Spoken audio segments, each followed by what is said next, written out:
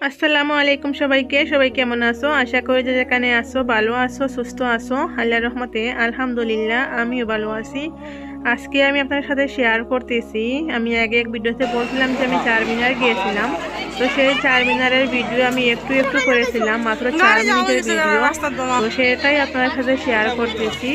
বেশি করতে পারিনি কারণ অনেক ভিড় ছিল, অনেক অনেক ভিড়। তো এখন আমরা যে রাস্তা পার হয়ে এসে মক্কা মসজিদের ভিতরেই আছি। তো ওইখানে বাচ্চাদের সবাইকে রেখে বাহিরে গিয়ে একটু শপিং করব। আমি আর আমাদের পাশের রুমের ভাবি আরও একজন আছেন, 3-4 জন মিলে। আর বাচ্চাদেরকে এখানে রেখে দিব, রেহানের পাপা তারপরে বাবির হাজব্যান্ড ওদের সাথেই। ওরা এখানে খেলা করবে, অনেক বড় জায়গা খেলা করার জন্য। তো এই যে এখানে অনেক বড় জায়গা আছে, তো সব অনেক মানুষ বয়ে খাওয়া দাওয়া করতেছে। তো এখানে ওদেরকে ছেড়ে দেব, দিয়ে আমরা চলে যাব, কারণ বাচ্চাদেরকে নিয়ে যেতে পারবো না, বাহিরে অনেক ভিড়। এই যে আমার মাটা একবারে হাঁপিয়ে গেছে। তো এখানে ভিতরেই রেখে দেব। ওই সাইডে হচ্ছে মসজিদ এটা, আর এই বাহিরে অনেক বড় বাচ্চাদের খেলাওয়ালা করার জন্য জায়গা আছে, বা কেউ খাওয়া দাওয়া করার জন্যই। তো ওইখানে ওদেরকে রেখে যাব, আমরা একটু রেস্ট করে পরে বাহিরে যাব। আর চারমিনারে না ভালো করে দেখতে হলে সকালের দিকে গেলে ভালো, আর যদি শপিং টপিং করতে হয় তাহলে বিকেলের দিকে গেলে ভালো।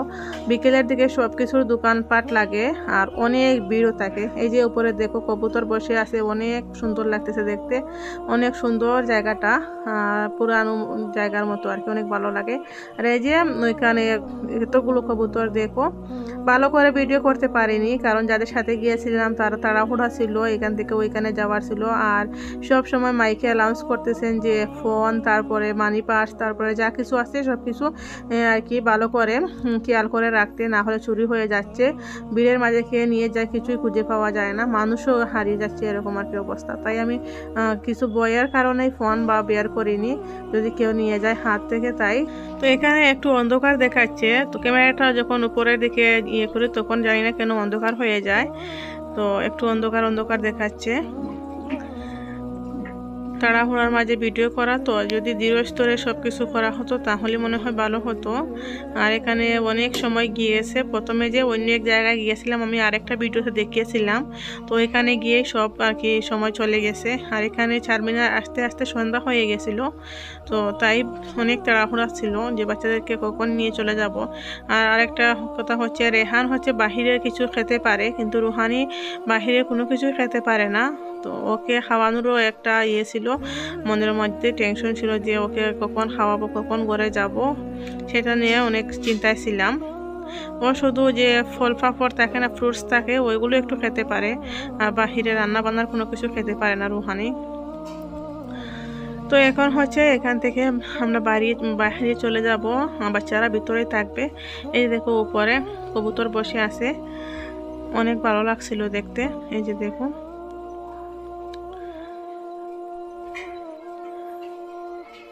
তো এখানে ভিতরে নামাজ পড়ারও জায়গা আছে।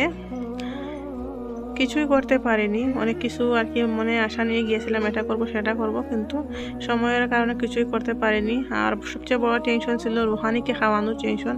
ও একেবারে হাঁপিয়ে গেছিলো, একদম মুখটাও একেবারে ছোটো হয়ে গেছিল, ওর কিছু খেতে পারতেছে না। তাই